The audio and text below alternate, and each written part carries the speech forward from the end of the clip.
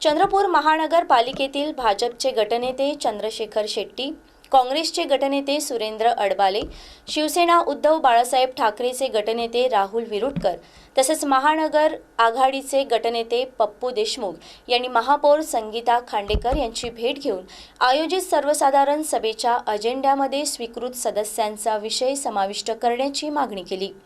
आता न्यायालयाचा निकाल आल्यानंतर पुन्हा सर्वसाधारण सभेचं आयोजन करण्यात आलं आहे।